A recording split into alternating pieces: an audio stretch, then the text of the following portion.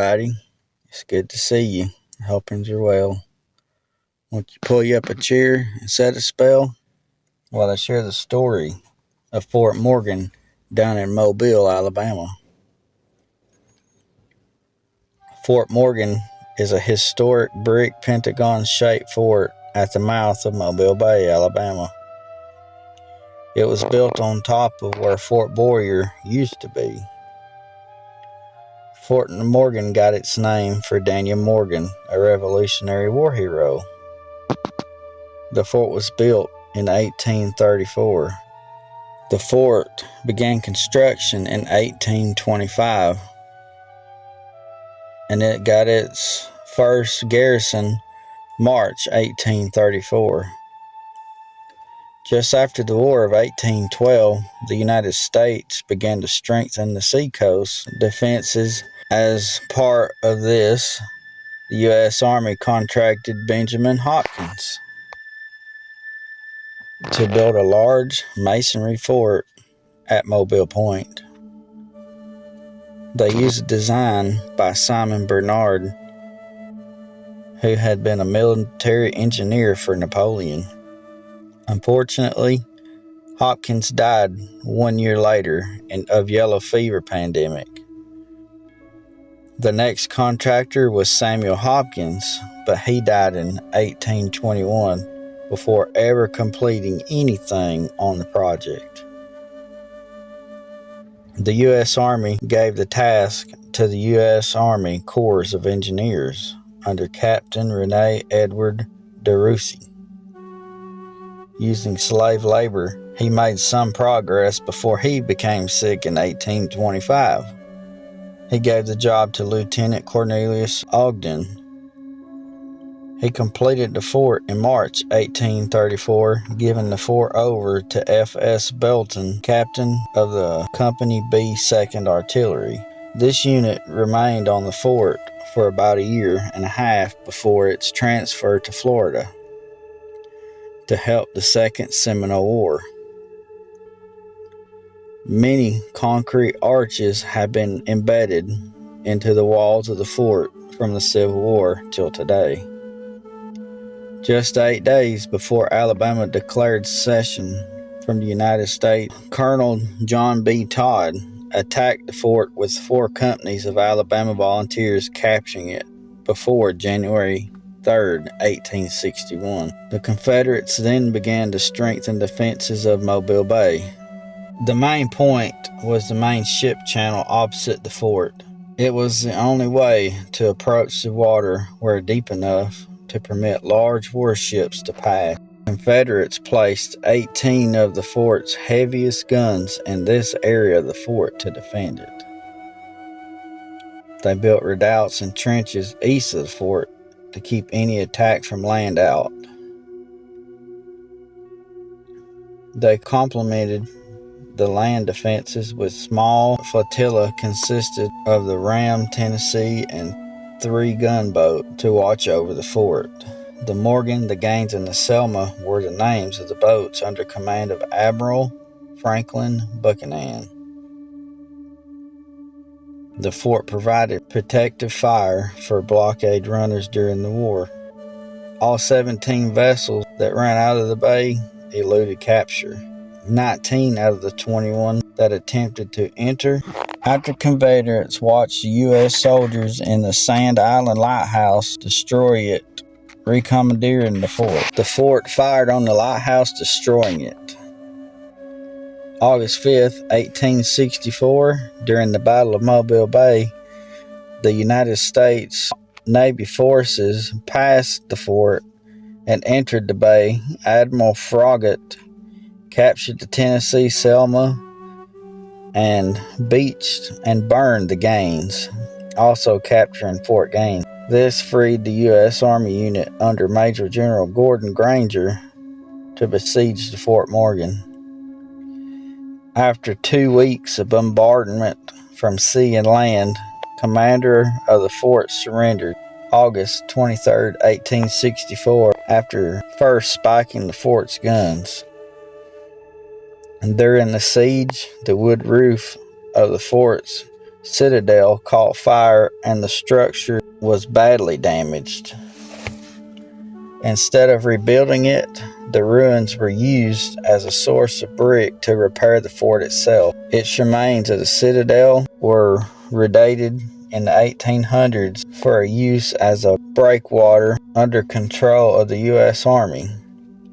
It was used for the base for reconnaissance raids and then as a staging area for the Battle of Spanish Fort and Battle of Fort Blakely. In the 1870s, a renovation project commenced. The fort received 12 2-inch Parrott-rifled cannons. Sadly, the government abandoned the fort, letting it fall into disrepair.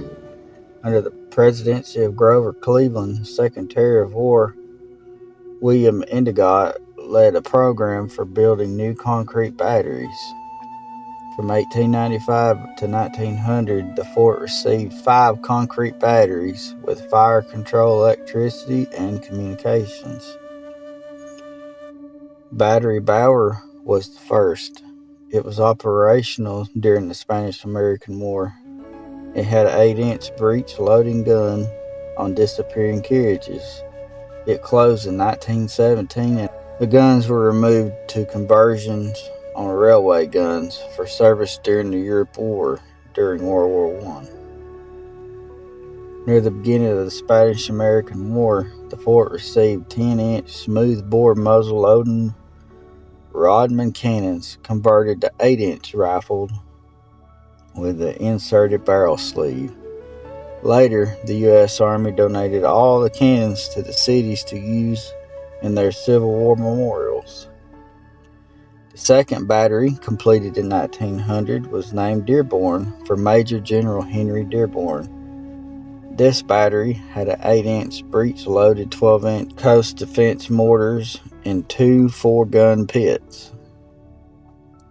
The intention of the mortars was to rain shells on vessels less heavily armored decks as they approached.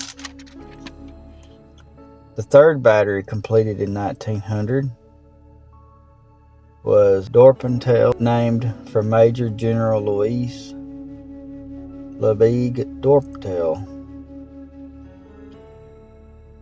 Its armament consisted of 2 12-inch breech-loading rifles on disappearing carriages. The battery was decommissioned in 1923.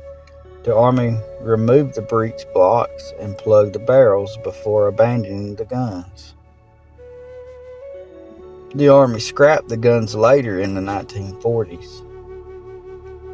The fourth battery was Battery Thomas, named for Captain Evan Thomas, who had been killed in the Battle of San Boot in 1873. During the Mid-October, the battery consisted of 2 British 4.7-inch rapid-fire Armstrong guns.